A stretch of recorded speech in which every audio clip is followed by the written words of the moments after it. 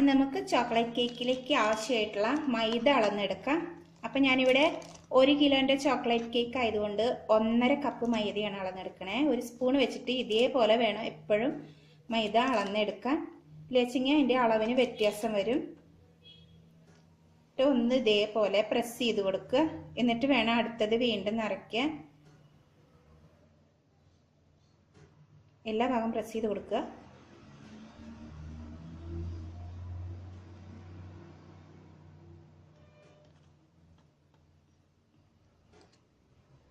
ഇനി വീണ്ടും നമുക്ക് നിറച്ച് കൊടുക്കാം.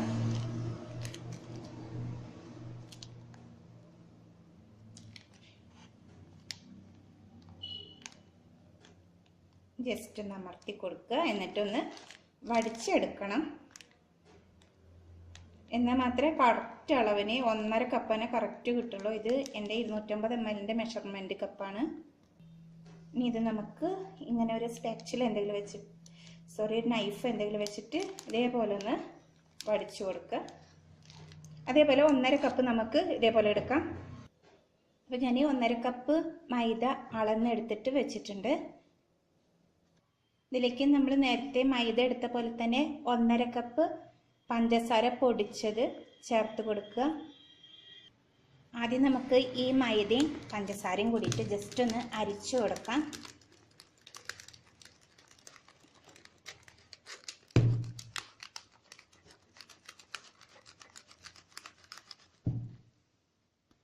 ഇനി ഇതിലോട്ട് നമുക്ക് കൊക്കോ പൗഡർ ചേർത്ത് കൊടുക്കാം. ഞാൻ ആദ്യം 6 ടേബിൾ സ്പൂണാണ് ചേർക്കുന്നത്. കാരണം എന്താ വെച്ചാൽ കൊക്കോ പൗഡറിൻ്റെ കറ, അതായത് ആ കളറ് പാകത്തിനനുസരിച്ച് ഇട്ട് കൊടുക്കണം. അപ്പം ഞാൻ ആദ്യം 6 ടേബിൾ സ്പൂൺ ഇട്ട് കൊടുക്കുന്നുണ്ട്. അത് കഴിഞ്ഞതിന് ശേഷം വേണമെന്നുണ്ടെങ്കിൽ ചേർത്ത് കൊടുക്കാം.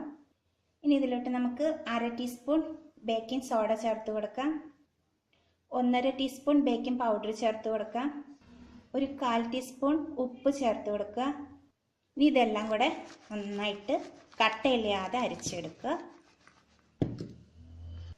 അപ്പോൾ ഇതെല്ലാം നമ്മൾ അരിച്ചെടുത്ത് വെച്ചിട്ടുണ്ട്. ഇനി ഇത് നമുക്ക് അങ്ങോട്ട് മാറ്റി വയ്ക്കാം. ഇനി ഇതേപോലെ ഒരു ബൗൾ എടുത്തിട്ട് അതിലേക്ക് 2 കോഴിമുട്ട പൊട്ടിച്ചൊഴിക്കുക.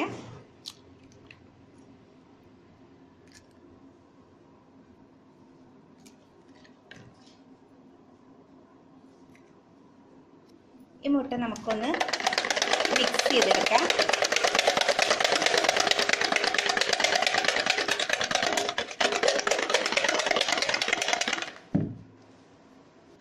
മുട്ട നന്നായിട്ട് പതഞ്ഞ് വരണം കേട്ടോ. അതിനനുസരിച്ച് വേണമെന്നുണ്ടെങ്കിൽ ബീറ്റർ ഉപയോഗിച്ചിട്ട് മിക്സ് ചെയ്ത് കൊടുക്കാവുന്നുള്ളൂ. പക്ഷെ ഞാനിവിടെ വിസ്ക് വെച്ചിട്ടാണ് ചെയ്യുന്നത്. ഇനി ഇതിലോട്ട് നമുക്ക് 1/2 കപ്പ് വെജിറ്റബിൾ ഓയിൽ ഒഴിച്ച് കൊടുക്കുക. 1 ടീസ്പൂൺ വാനില ചേർത്ത് കൊടുക്കുക. ഇതെല്ലാം കൂടെ നമുക്ക് നന്നായിട്ടൊന്ന് ബീറ്റ് ചെയ്തെടുക്കണം. വിസ്ക് വെച്ചിട്ട് തന്നെ ബീറ്റ് ചെയ്ത് കൊടുത്താൽ മതി.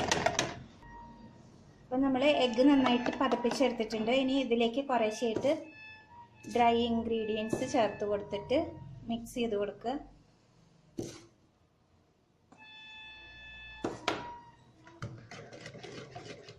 ഇതേപോലെ കുറേശ്ശായിട്ട് ചേർത്ത് ഫുള്ളായിട്ട് മിക്സ് ചെയ്ത് കൊടുക്കുക.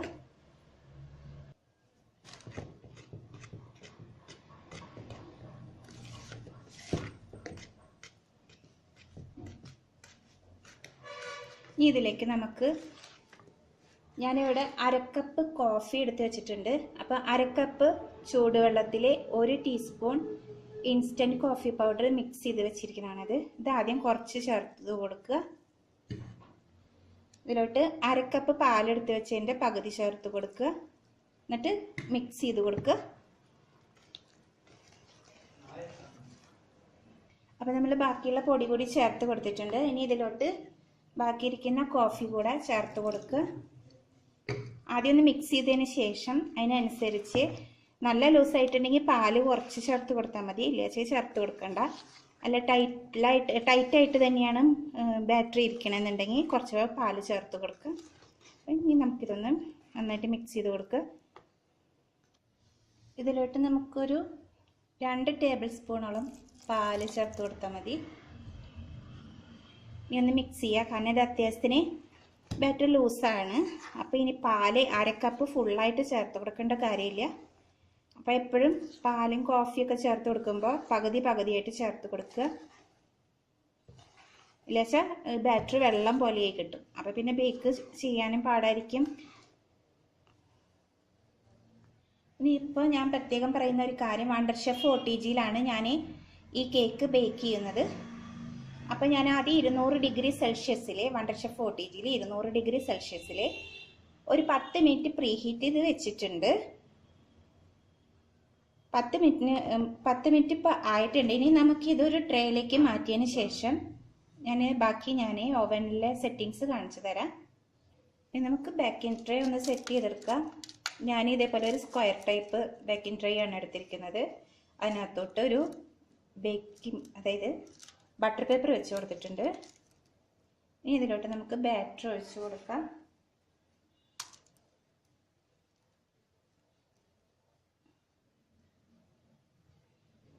ഞാനിവിടെ ഉണ്ടാക്കുന്നത് 1 കിലോൻ്റെ കേക്കാണ്. ഇപ്പം നമ്മൾ ബേക്കിംഗ് ട്രേയിലോട്ട് മാറ്റിയിട്ടുണ്ട്. ഇനി ജസ്റ്റ് ഒന്ന് ടാപ്പ് ചെയ്ത് കൊടുക്കുക. ഇനി നമുക്ക് നമ്മുടെ കേക്ക് ഓവനിലോട്ട് വെക്കാം.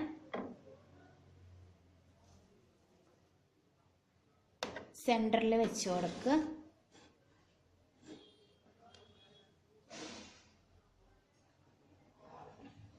ഇനി നമുക്ക് ചെയ്യേണ്ടത്, ഞാനിപ്പോൾ വണ്ടർ ഷെഫ് OTGയാണ് യൂസ് ചെയ്യുന്നത്. അപ്പോൾ അതുകൊണ്ട് 200 ഡിഗ്രി സെൽഷ്യസിൽ ഇവിടെ സെറ്റ് ചെയ്ത് വെച്ചിട്ടുണ്ട്. 200 ഡിഗ്രി സെൽഷ്യസ് അതിൽ ആദ്യം ഞാൻ വെക്കുന്നത് ഒരു 40 മിനിറ്റോളാണ്. അപ്പോൾ അതിന് ശേഷം ബേക്ക് ആയിട്ടില്ലെങ്കിൽ മാത്രം നമ്മൾ 5-10 മിനിറ്റ് അതിനനുസരിച്ച് കൂട്ടി വെച്ച് കൊടുക്കാം. ഇപ്പം ഞാൻ ആദ്യം ചെയ്യുന്നത് 40 മിനിറ്റ് ഞാൻ ടൈം സെറ്റ് ചെയ്തിട്ടുണ്ട് വണ്ടർ ഷെഫ് OTGയിൽ. അതിൽ 200 ഡിഗ്രി സെൽഷ്യസിലാണ് ബേക്ക് ചെയ്യുന്നത്. അതിൽ ആദ്യത്തെ 5 മിനിറ്റ് മാത്രമേ, അതായത് ഈ ഒരു ഭാഗം 35ലേക്ക് എത്തിക്കഴിഞ്ഞാൽ ഞാൻ 200 ഡിഗ്രിന്ന് 170 ഡിഗ്രിയിലേക്ക് ടെമ്പറേച്ചർ മാറ്റും. എന്നിട്ടാണ് ബാക്കി ഫുള്ളായിട്ട് ബേക്ക് ചെയ്ത് വരുന്നത്.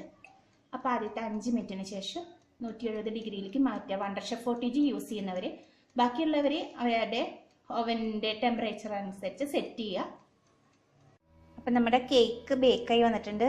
ഇപ്പോൾ ടോട്ടൽ ഞാൻ നേരത്തെ 40 മിനിറ്റ് വെച്ചിട്ടുണ്ടായിരുന്നേ. പക്ഷെ ടോട്ടൽ 45 മിനിറ്റ് എനിക്ക് ഇത് ബേക്ക് ചെയ്യാനായിട്ട് വന്നിട്ടുണ്ട്.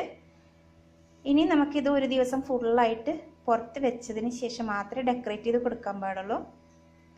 അപ്പോൾ ഇനി നമുക്കിത് മാറ്റി വയ്ക്കാം ഒരു ദിവസം ഫുള്ളായിട്ട്. ചോക്ലേറ്റ് കേക്ക് ഒരു ദിവസം ഫുള്ളായിട്ട് പുറത്ത് വെച്ചിട്ടുണ്ടായിരുന്നു. ഇനി നമുക്കിതൊന്ന് ഡെക്കറേറ്റ് ചെയ്തെടുക്കണം.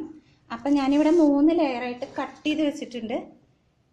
ഇനി ഇത് എനിക്ക് ഡെക്കറേറ്റ് ചെയ്യാനായിട്ടുള്ള ചോക്ലേറ്റ് ഫ്രോസ്റ്റിംഗ്, ഗനാഷെ ഫ്രോസ്റ്റിംഗ് എങ്ങനെ തയ്യാറാക്കുക നോക്കാം. അപ്പം ഇനി നമുക്ക് ചോക്ലേറ്റ് കേക്കിലേക്ക് ആവശ്യമുള്ള ഗനാഷ് ആദ്യം തയ്യാറാക്കാം. അതിനായിട്ട് ഞാൻ ഒരു 3/4 കപ്പ് ഫ്രഷ് ക്രീം എടുത്തിട്ടുണ്ട് അമൂലിൻ്റെ. അത് നമുക്കൊന്ന് തിളപ്പിച്ചെടുക്കാം. ആദ്യം അടി പിടിക്കാതെ ശ്രദ്ധിക്കുക, നന്നായിട്ട് ഇളക്കി കൊടുത്തിട്ട് തിളപ്പിച്ചെടുക്കണം.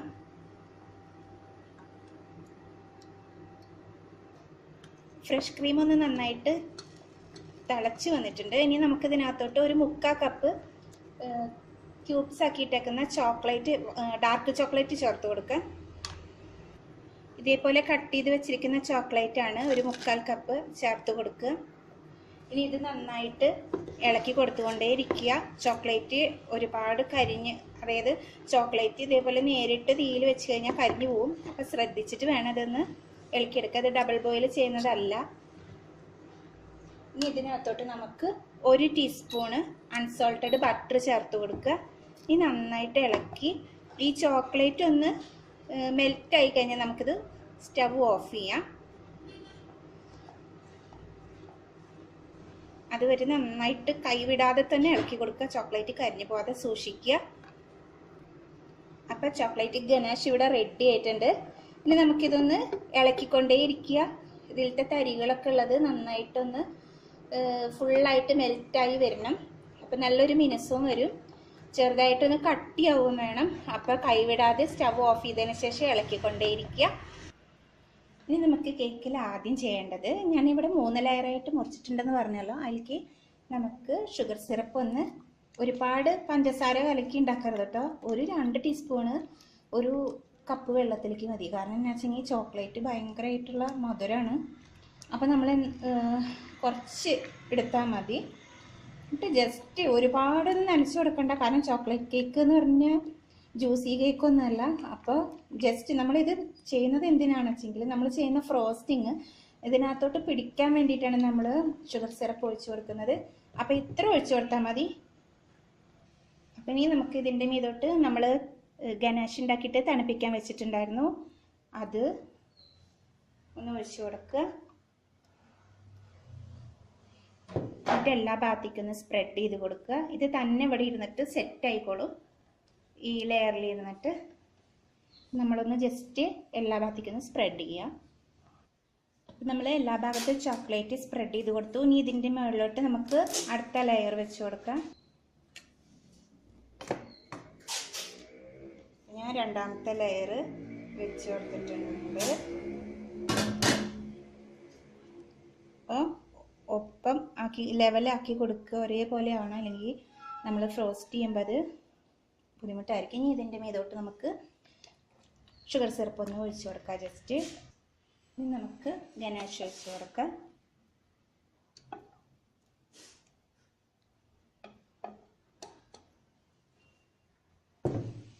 സ്പ്രെഡ് ചെയ്ത് കൊടുക്കുക എല്ലാ ഭാഗത്തേക്കും. അപ്പം നമ്മൾ രണ്ടാമത്തെ ലെയർ ഫ്രോസ്റ്റ് ചെയ്ത് കഴിഞ്ഞ് ഇനി നമുക്ക് മൂന്നാമത്തെ ലെയർ വെച്ച് കൊടുക്കാം. മൂന്നാമത്തെ ലെയർ എന്ന് പറയുന്നത് നമ്മൾ കേക്ക് ബേക്ക് ചെയ്യുന്നതിൻ്റെ ഏറ്റവും അടിയിലുള്ള ഭാഗമാണ് നമ്മൾ മൂന്നാമത്തെ ലെയറായിട്ട് വെക്കുന്നത്. അത് വെച്ച് കൊടുത്തു. ഇനി ഒന്ന് ലെവൽ ചെയ്ത് കൊടുക്കുക. 3 ലെയറും ഒരേപോലെ ഇരിക്കണം.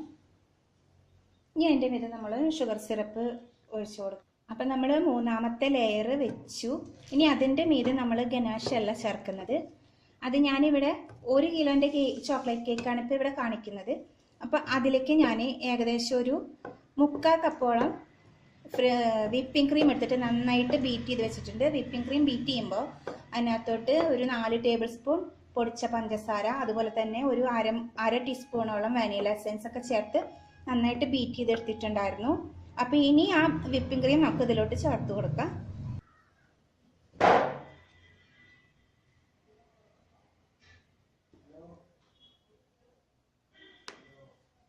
ഇനി നമുക്ക് ചോക്ലേറ്റും വിപ്പിംഗ് ക്രീമും കൂടിയിട്ട് ഒന്ന് മിക്സ് ചെയ്ത് കൊടുക്കുക.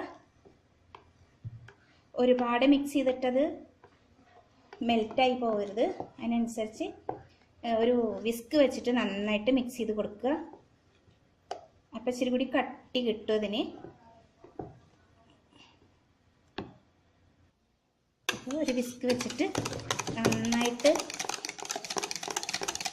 അടിച്ചു കൊടുക്കുക. ബീറ്റ് ചെയ്യുന്ന വളച്ചിരി ഒരു 2-3 മിനിറ്റോളം ഒന്ന് ഇതേപോലെ ഒന്ന് ബീറ്റ് ചെയ്യാം. അപ്പം ഞാൻ നമ്മൾ ചോക്ലേറ്റ് ഗനാഷ് വിപ്പിംഗ് ക്രീമൊക്കെ കൂടിയിട്ട് നന്നായിട്ട് ഒരു 3 മിനിറ്റോളം ബീറ്റ് ചെയ്ത് ഇതേപോലെ ആക്കിയിട്ടുണ്ട്. ഇനി നമുക്കിത് കേക്കിൽ ഫ്രോസ്റ്റ് ചെയ്യാം.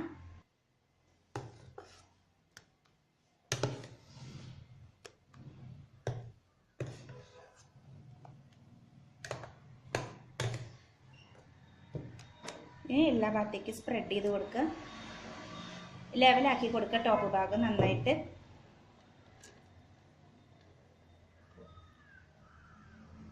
ഇനി ഇതിൻ്റെ സൈഡ് ഭാഗമൊക്കെ നമുക്കൊന്ന് ചോക്ലേറ്റ് വെച്ചിട്ടൊന്ന് പൊതിഞ്ഞു കൊടുക്കാം.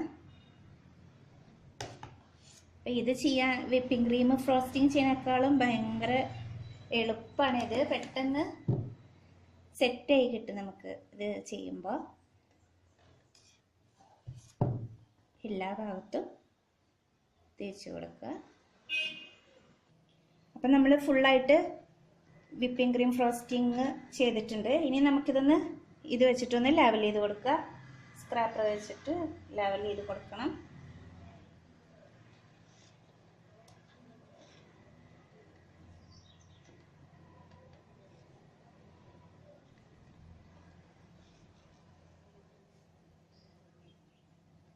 ഇനി ഇതിൻ്റെ ടോപ്പ് ഭാഗം ഒന്ന് അകത്തോട്ടൊന്ന് ഇതേപോലെ ഒന്ന് വടിച്ചു കൊടുക്കുക.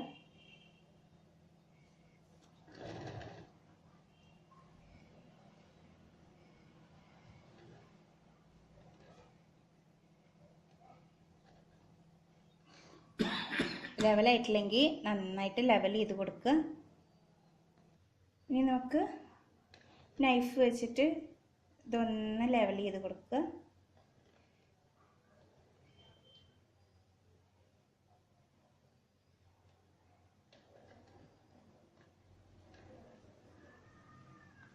ഇനി നമുക്ക് ഈ കേക്കിൻ്റെ സൈഡിലൊക്കെ ആയിട്ട് ചോക്ലേറ്റ് വെർമിസെല്ലി ഇട്ട് കൊടുക്കുക.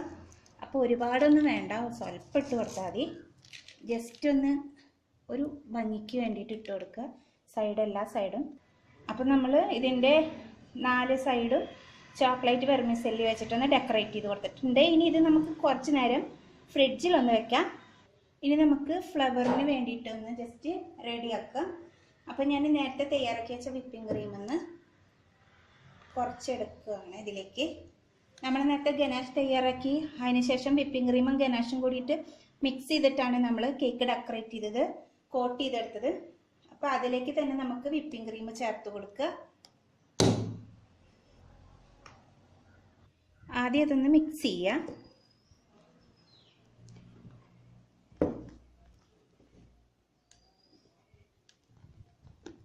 നന്നായിട്ട് മിക്സ് ചെയ്ത് ഈ ചോക്ലേറ്റ് ഗണേശൻ്റെ ബാക്കിയുള്ളതും അതുപോലെ തന്നെ വിപ്പിംഗ് ക്രീമും കൂടി നന്നായിട്ട് മിക്സ് ആക്കണം. ഇനി ഇതിലോട്ട് നമുക്ക് കൊക്കോ പൗഡർ ചേർത്ത് കൊടുക്കാം. ഞാൻ ആദ്യം ഒരു 2 ടീസ്പൂൺ കൊക്കോ പൗഡർ ചേർക്കുന്നുണ്ട്. അതിനുശേഷം വേണമെങ്കിൽ മാത്രം ചേർത്ത് കൊടുക്കാം. ഇനി ഇത് നന്നായിട്ടൊന്ന് മിക്സ് ചെയ്തെടുക്കുക. കൊക്കോ പൗഡറൊക്കെ ഇതിൽ നന്നായിട്ടൊന്ന് മിക്സ് ആവണം. ഈ നമ്മൾ ഫ്ലവർ ഉണ്ടാക്കാൻ വേണ്ടിയിട്ടാണ് ഇപ്പോൾ അത് ചെയ്യുന്നത്. അപ്പോൾ അത് ഇച്ചിരി കട്ടിയാവണം, അതിനനുസരിച്ച് കൊക്കോ പൗഡർ ചേർത്ത് കൊടുക്കുക. അപ്പം ഞാൻ 1 ടീസ്പൂൺ കൂടി ചേർക്കുകയാണ്. അപ്പം ഞാൻ 1 ടീസ്പൂൺ കൂടി ചേർത്ത് കൊടുത്തിട്ട് നന്നായിട്ട് മിക്സ് ചെയ്യണം. ഇനി ആവശ്യമുണ്ട് വെച്ചെങ്കിൽ ഇത് ഒട്ടും തന്നെ കട്ടിയായിട്ടില്ല വെച്ചെങ്കിൽ കുറച്ചുകൂടെ ചേർത്ത് കൊടുക്കുക. കാരണം ഇത് നമ്മൾ ഫ്ലവർ മാത്രം വെക്കുമ്പോൾ അതുകൊണ്ട് വലിയ കുഴപ്പമൊന്നുമില്ല. ഇച്ചിരി കൊക്കോ പൗഡർ കൂടിയെന്ന് വിചാരിച്ചിട്ട് ഇപ്പോൾ ഏകദേശം ഇപ്പോൾ ഈ ഒരു പാകം മതിയാവും.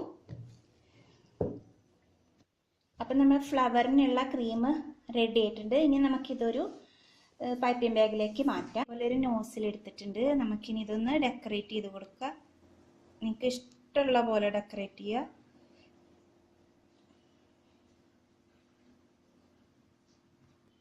അപ്പോൾ ഇതുപോലെ ഇതിൻ്റെ ചുറ്റിലും ഞാൻ ഫ്ലവർ വെച്ചിട്ടുണ്ട്. ഇനി നമുക്ക് വേറെ ഡിസൈൻ കൊടുക്കാം. അപ്പോൾ നമ്മുടെ ചോക്ലേറ്റ് കേക്ക് ഫുള്ളായിട്ട് ഡെക്കറേറ്റ് ചെയ്ത് കഴിഞ്ഞു. അപ്പോൾ ഇത് വളരെ ടേസ്റ്റ് ആയിട്ടുള്ള ഒരു അമേസിങ് ചോക്ലേറ്റ് കേക്ക് എന്ന് തന്നെ പറയാം അതിന്. അപ്പോൾ ഇത് ഞാൻ കട്ട് ചെയ്യുന്നില്ല, കാരണം ഇത് ഓർഡർ കിട്ടിയിട്ട് ഉണ്ടാക്കുന്നതാണ്, അതുകൊണ്ട് കട്ട് ചെയ്യുന്നില്ല. അപ്പോൾ എൻ്റെ ഈ ചോക്ലേറ്റ് കേക്ക് എല്ലാവരും വീട്ടിൽ ട്രൈ ചെയ്ത് നോക്കുക. എൻ്റെ വീഡിയോ ഇഷ്ടപ്പെട്ടാൽ ലൈക്ക് ചെയ്യാനും ഷെയർ ചെയ്യാനും മറക്കരുത്. സബ്സ്ക്രൈബ് ചെയ്യണം. Thank you.